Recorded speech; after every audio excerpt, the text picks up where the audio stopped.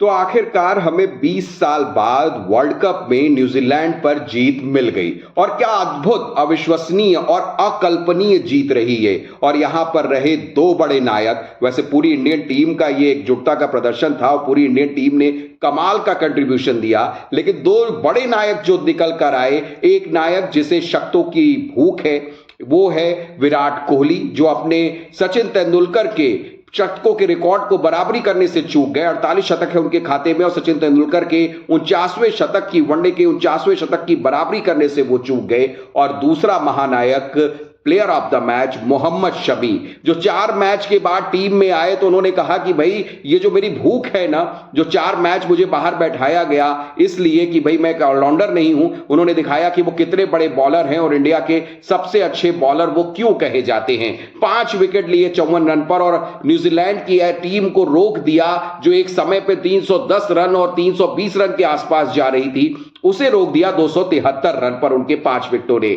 और उसके बाद का काम फिनिश किया विराट कोहली एंड कंपनी ने। रोहित शर्मा की अगुवाई में टीम ने क्या जबरदस्त शुरुआत करी।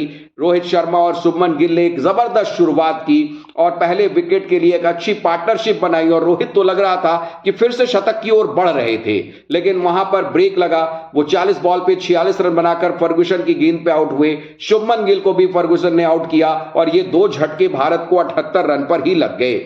उसकी बाद पारी को संभालने का जो काम किया वो श्रेयस अय्यर और विराट कोहली ने किया। एक अच्छी पार्टनरशिप निभाई और जीत की ओर टीम को आगे बढ़ाया। 33 रन की पारी खेली श्रेयस अय्यर ने। विराट कोहली लगातार अच्छे फॉर्म में थे और उन्हें टच देते हुए आगे बढ़ रहे थे और जीत हमें बहुत अच्छी सी और एक स्पष्ट सी जीत नजर आ रही थी। लेकिन फिर से जैसे कोहरा आया मैदान पे और 15 मिनट का गेम रोका, वैसे ही न्यूजीलैंड की पारी भी जो है वो गेंदबाजी लौट कर आई और श्रेयस अय्यर को आउट हुए। श्रेयस अय्यर 128 रन के स्कोर पर आउट हुए और उसके बाद फिर केएल राहुल आए, उन्होंने भी पारी को संभाला और एक अच्छी पार्टनरशिप की और दोनों ने मिलकर जो है 128 से स्कोर को 182 तक पहुंचाया। और केएल राहुल भी अच्छे टच में दिख रहे थे, उन्होंने 27 रन बनाए 35 गेंदों में, 3 चौके उनके बल्ले से निकले और अच्छा साथ दिया विराट कोहली का। एक अच्छी विनिंग चल रही थी, लेकिन फिर 2 झटके बैक टू बैक लगे। एक तो केएल राहुल आउट हुए, केएल राहुल आउट होने के बाद तुरंत ही सूर्य कुमार यादव आए और सूर्य कुमार यादव और विराट कोहली के बीच में एक सिंगल लेने को जो दिखा, जो एक अनबन सी दिखी या कहा जाए जो एक गड़बड़ हो गई कॉलिंग में, और वहां पे सूर्य कुमार यादव ने अपना विकेट कुर्बान किया जमे हुए बल्लेबाज विराट कोहली के लिए, जो 55 रन पे खेल रहे थे। समझ रहे थे वो कि अभी मुझे समय लगेगा, उन्होंने अपने विकेट को कुर्बान किया, वापस लौट के आए अपने क्रीज की ओर और वहां पर वो रन आउट हो गए। तो ये जो झटके लगे ना, इससे लगा कहीं मामला गड़बड़ ना हो जाए, क्योंकि अब आप देखिए कि 5 विकेट आपके 191 रन पर गिर गए थे और सिर्फ विराट कोहली और रविंद्र जडेजा जो आए, और ऐसा लग रहा था कहीं पुरानी कहानी फिर से दोहराई न जाए, इंडियन टीम फिर से कोलैप्स न करे, क्योंकि दोनों के बाद आपकी टेल खुल जाती है। फिर मोहम्मद शमी, बुमराह, कुलदीप यादव और सिराज, इनसे आप ज्यादा उम्मीदें नहीं कर सकते हैं। लेकिन नहीं, अब तक बल्लेबाजी का मौका रविंद्र जडेजा को मिला नहीं और उन्हें क्यों नंबर सबसे अच्छा अगर कहा जाए उन्हें ऑलराउंडर क्यों कहते हैं, इसको उन्होंने प्रूव किया। और क्या जबरदस्त पारी खेली और क्या साथ दिया। 39 रन की पारी, 44 गेंदों में 3 चौके 1 छक्का और बहुत अच्छा साथ दिया। और ये फिर बात जब बराबरी की हो गई और जीत दिखने लगी तो फिर दिमाग में आने लगा कि भाई विराट कोहली का शतक होगा कि नहीं, क्योंकि बांग्लादेश वाला ही हाल हो रहा था। वैसे ही कॉम्बिनेशन बन रहे थे कि 21 रन चाहिए, विराट कोहली को 20 रन चाहिए, कुछ ऐसा ही कॉम्बिनेशन बना। लेकिन विराट कोहली ने जो है वो ट्रेंट बोल्ट के ओवर में गियर चेंज किया और उस ओवर में 1 छक्का और 1 चौवा मारा उन्होंने। उस समय तक उन्हें 20 रन चाहिए थे अपने सेंचुरी के लिए और वो सेंचुरी की ओर आगे बढ़े। लेकिन अगले ओवर में मामला गड़बड़ हो गया और अगले ओवर में, हेनरी के ओवर में जो है उन्होंने कुछ ज्यादा ही तेज रन बनाने की कोशिश की और वो 95 रन पर थे। उन्होंने छक्के का प्रयास किया पर बॉल बाउंड्री लाइन पर जो है वो कैच आउट हो गए। वो फिलिप्स ने एक अच्छा कैच लिया उनका, सीधे उनके हाथों में गेंद आई। लेकिन जो भी हो, पारी जबरदस्त रही विराट कोहली की। रिकॉर्ड की बात आप छोड़ दीजिए, परफेक्ट फिनिशर हैं वो और वो बताते हैं कि कैसे पर फिनिशिंग में रन बनाते हैं। 7,500 से ज्यादा रन है, 8,000 के करीब वो जाने को हैं और 32 बार जो है उन्होंने टीम को जीत दिलाई है जब भी वो नॉट आउट आए हैं फिनिशिंग में। और नॉट आउट रहे हैं तो टीम जीतती है और इस बार भी जीती है, भले ही आउट हो गए। उसके बाद शमी और रविंद्र जडेजा ने फिनिशिंग काम किया। रविंद्र जडेजा ने चौका मार के टीम को जीत दिलाई। लेकिन कमाल की इनिंग और सॉलिड प्रदर्शन, और ये दिखा रहा है कि कैसी भूख है टीम इंडिया में, जबरदस्त भूख है।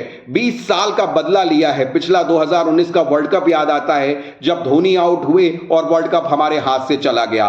वर्ल्ड चैंपियनशिप याद आती है जब केन विलियमसन की टीम ने हमारे हाथ से वर्ल्ड चैंपियनशिप कितने आसानी से ले ली थी, टेस्ट चैंपियनशिप कितनी आसानी से ले ली थी। T20 वर्ल्ड कप याद आते हैं सारे 2003 के बाद के। वनडे वर्ल्ड कप याद आता है कि किस तरह से हम इन्हें हरा नहीं पाए थे।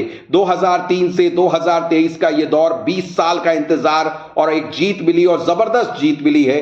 48वें ओवर में ही हमने लक्ष्य को हासिल कर लिया और एक जबरदस्त जीत। और भूख, जो ऐसा मैं आपसे कह रहा था, भूख इंडियन टीम में नजर आई। आप देखिए कि न्यूजीलैंड की शुरुआत कोई बहुत अच्छी नहीं रही थी। 2 विकेट अच्छे इनके हमने गिरा दिए। सिराज ने पहला विकेट जो है डेवन कॉनवे का लिया, उनको बिना खाता खोले उनको लौटाया, और शमी के हाथ में जैसी ही गेंद आई उन्होंने अपनी पहली ही गेंद पे बोल्ड कर दिया विल यंग को। और वो भूख दिखी कि इस खिलाड़ी के अंदर कितनी भूख है।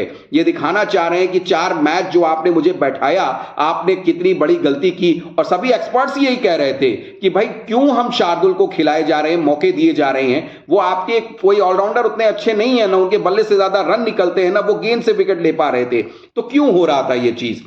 भूख उनकी दिखी। उसके बाद रविंद्र ने और मिशेल ने पारी को संभाला, शेप दिया, जबरदस्त शेप दिया।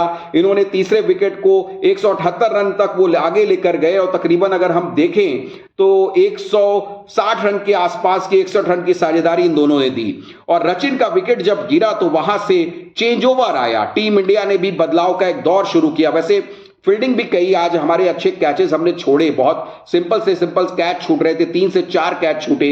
थोड़ा मैदान का भी असर था, हाई एल्टीट्यूड का मैदान था जहां पर आप गेंद को जज नहीं कर पा रहे थे, समझ नहीं पा रहे थे कि गेंद कितनी तेजी से आएगी। फील्ड पे भी देखने को मिला कि बॉल जो है वो टिपा खा के घूम जा रही है, खिलाड़ी अंदाजा नहीं लगा पा रहे हैं कि ये किसका चेज है, किसका क्या है। तो ये सब कुछ दिख रहा था मैदान के ऊपर, ये सब चीजें नजर आ रही थी। खिलाड़ी ड्राइव नहीं ज्यादा मार पा रहे थे क्योंकि मैदान बहुत गीला था, वो इतनी ठंड है वहां पे, धर्मशाला की ठंड का भी असर दिख रहा था मैदान पर। तो ये परफॉर्मेंस फील्डिंग में नजर आई, और वो एक्सपर्ट्स यही कह रहे थे कि हाई एल्टीट्यूड के मैदान पर ये ऐसा होने को देखने को मिलता है। लेकिन बॉलिंग कमाल की रही, बहुत पिटे हुए कुलदीप यादव रहे। पहले 5 ओवर में उन्होंने तकरीबन 50 रन से ज्यादा दे दिया था, लेकिन बाद में वापसी की, 2 महत्वपूर्ण विकेट लिए उन्होंने और न्यूजीलैंड की साझेदारियों को तोड़ा उन्होंने। क्या कमाल की बॉलिंग की। टॉम लेथम का विकेट लिया उन्होंने, और ग्लेन फिलिप्स का विकेट लिया उन्होंने, और शमी जिन्होंने मिचेल को आउट किया। और ये पंजा जो है शमी का, वो जबरदस्त पंजा है, और वो करारा पंजा है उन लोगों के ऊपर जो कहते हैं कि भाई एक अच्छा गेंदबाज आपका नहीं होना चाहिए, एक ऑलराउंडर चाहिए। सवाल बहुत खड़े हो जाएंगे, क्योंकि चोटिल थे बुमराह, तो उनकी जगह उनको लाया गया, बुमराह की जगह सूर्य कुमार यादव को लाया गया, और ठाकुर को बैठा के शमी को लाया गया। अब शमी को हिलाना आसान नहीं होगा, लेकिन हाँ बहुत अच्छी बॉलिंग रही, बहुत अच्छी बैटिंग रही। ओवरऑल टीम परफॉर्मेंस बहुत जबरदस्त, और हम फिर से ये 5 मैच लगातार जीत कर जो है पॉइंट टेबल पे नंबर 1 की पोजीशन पर आ गए हैं। न्यूजीलैंड को पीछे छोड़ दिया है। 5 मैचों में 10 पॉइंट है हमारे, और 1.35 का नेट रन रेट है। और अब अगला जो मुकाबला है वो बड़ा महत्वपूर्ण मुकाबला है। वो भी अगला मैच जो हमारा होगा वो इंग्लैंड के साथ होगा, संडे 29 तारीख को होगा, और ये बहुत महत्वपूर्ण मुकाबला होगा, क्योंकि अगर हम देखें तो भाई इंग्लैंड लुटी पुटी सी टीम है, लगातार हार रही है, उसके चांसेस खत्म हो रहे हैं, वो कमबैक करना चाहेगी, और अभी कमबैक का मौका इंग्लैंड को पहले भी मिलेगा। 26 तारीख को उसको श्रीलंका के साथ खेलना है। तो ये सारे मौके हैं इनके पास। और पॉइंट टेबल पर एक बार आपको फिर से लेके चलता हूं, और थोड़ा और आपको नजर दौड़ा देता हूं कि इंडियन टीम नंबर 1 पर है। न्यूजीलैंड 5 मैच में 4 जीत के साथ सेकंड पोजीशन पर है। साउथ अफ्रीका 4 में 3 मैच जीतकर थर्ड पोजीशन पर है। फिर Australia, Pakistan, Bangladesh, Netherlands, Sri Lanka, England, Afghanistan, बताइए लास्ट टाइम की चैंपियन 9वें पोजीशन पर आकर बैठी हुई है। तो बातें आपसे बहुत हुई। अगर आपको चीजें मेरी पसंद आ रही हैं, मेहनत आपको मेरी पसंद आ रही है, तो ऐसे ही मेरे साथ बने रहिए। ज्यादा से ज्यादा लोगों तक इसे शेयर कीजिए, और बताइए कि आपको क्या लग रहा है। अगला मुकाबला इंग्लैंड वर्सेस इंडिया का जो है, वहां पर आपको क्या दिख रहा है, और ये जो एक शतकों की होड़ चल रही है उसमें आपको क्या नजर आता है। तो चीजें पसंद आ रही हो तो लाइक शेयर जरूर कीजिए, अधिक से अधिक लोगों तक पहुंचाइए, और फिलहाल मुझे अनुमति दीजिए। धन्यवाद।